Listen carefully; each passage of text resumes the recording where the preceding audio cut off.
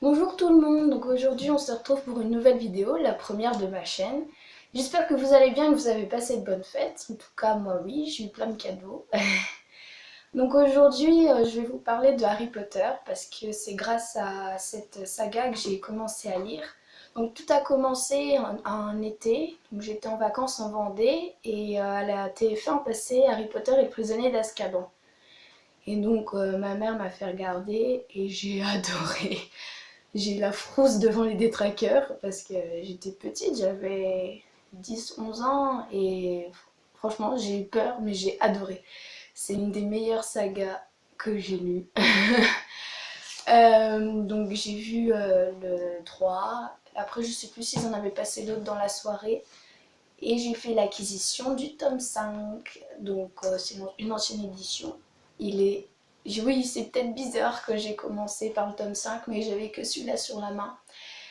Donc je l'ai lu doucement parce que je lisais pas aussi vite que maintenant. Et franchement, c'est génial, c'est fantastique, c'est rien de le dire. Enfin, l'univers de J.K. Rowling, il est intrigant, il est intéressant, il est magique, enfin, tout est réuni. C'est pas enfantin comme certains pourraient le croire. On grandit au fur et à mesure avec Harry, donc c'est génial comme livre. Et c'est écrit assez gros dans celui-là, donc ça va. Même s'il est grand, je l'ai lu, je l'ai relu derrière moi, et donc j'étais assez vite. Et donc ensuite, comme tout Potterhead qui se respecte, j'ai demandé la suite, enfin le début plutôt. Et donc j'ai lu le tome 1 que j'ai en double, et le tome 1, il est super. On retrouve des scènes qu'il n'y a pas forcément dans les films, et ça c'est bien, comme dans tous les livres pratiquement, mais c'était bien, ça permet de s'imaginer aussi de son côté. Voilà. Je l'ai lu assez rapidement. Celui-ci, il est écrit un peu plus petit, puisque c'est un poche. Il n'est pas trop petit non plus. Donc Harry Potter, ça raconte l'histoire de Harry, un jeune garçon qui vit chez sa tante et son oncle avec donc son cousin. Et donc c'est la famille Dursley. Et un beau jour, Harry va apprendre qu'il est sorcier. Et ça va lui paraître bizarre, sauf que c'est vrai puisque ses parents l'étaient aussi.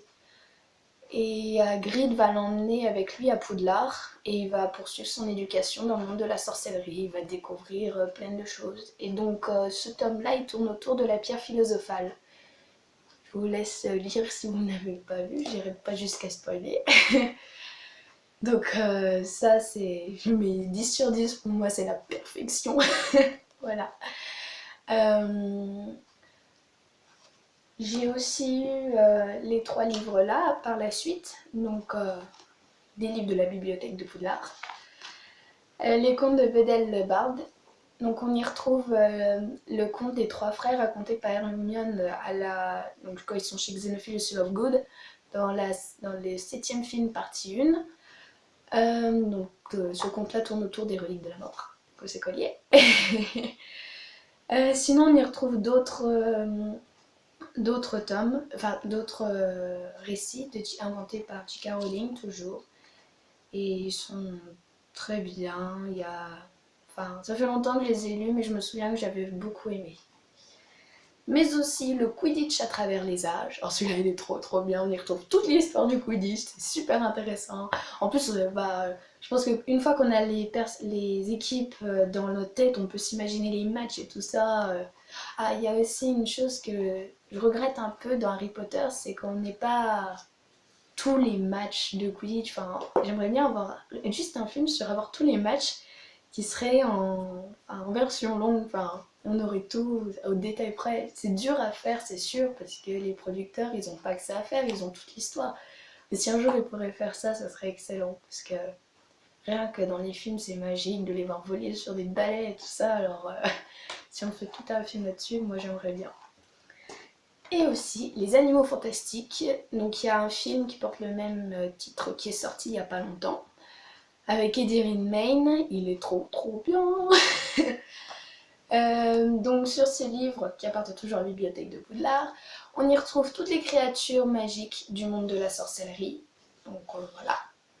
Et la classification du ministère de la magie qui est indiquée par des croix. Je ne sais pas si vous pouvez voir là. et ces croix indiquent si l'animal est plus ou moins dangereux.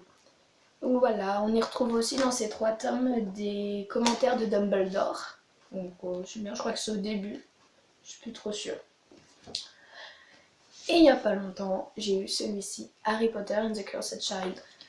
Alors, je ne l'ai pas encore lu en anglais, mais je remercie Nami de me l'avoir prêté en français, parce que sinon je ne sais même pas si je l'aurai encore lu. Ce 8e tome, donc, qui est une pièce de théâtre, raconte l'histoire de Albus, un des fils de Harry. Et donc il va raconter sa rentrée à Poudlard et toute son éducation. En gros, il va faire la connaissance de Scorpius, le fils de Malfoy. Et il va leur arriver tas de trucs. Donc il faudra lire si vous voulez connaître la suite. Si vous voulez connaître la suite. J'ai bien aimé et en même temps ça m'a un peu dérangé parce que c'est pas entièrement du J.K. Rowling. Oui, il y a d'autres auteurs et c'est ça le fait que ça m'a gêné. Et puis j'ai trouvé que ça allait aussi un peu trop vite, qu'il n'y avait pas, c'était pas assez développé. Mais en même temps c'est sûr c'est une pièce de théâtre, mais je trouvais que c'était pas assez développé. Donc si vous pouvez faire un autre tome à côté, ce serait bien. Mais bon, elle fait ce qu'elle veut du Rowling et franchement c'est déjà super qu'elle ait ressorti un 8e tome comme celui-ci. Et j'espère un jour pouvoir voir la pièce de théâtre. Voilà. Et à Noël, j'ai eu celui-ci, Harry Potter et la magie des films, par les créateurs de la saga cinématographique. Donc ce livre-là, il est génial. J'en ai un dans le même genre sur Twilight. Il a été offert par mon papa, que je remercie beaucoup. Et j'ai pris tout mon temps pour le lire parce que j'allais super vite à lire, tellement c'était génial. Donc on y retrouve plein de choses. Vous voyez comme ici. J'irai pas jusqu'à tout vous montrer parce que je trouve que c'est à vous-même de faire la découverte de ce livre, sinon ça vous gâcherait le plaisir. Donc on y retrouve aussi plusieurs, comme des prospectus à côté. Je vous en dis un, il y en a un sur la Coupe du Monde de Quidditch. Voilà. Bah sinon j'ai fait l'acquisition aussi de d'autres objets Harry Potter. Donc il y a ce collier, j'ai le retourneur de temps, j'ai des plumes et tout ça. Donc voilà, j'espère que cette première vidéo elle vous aura plu. Si vous avez des questions, bah laissez-les en commentaire.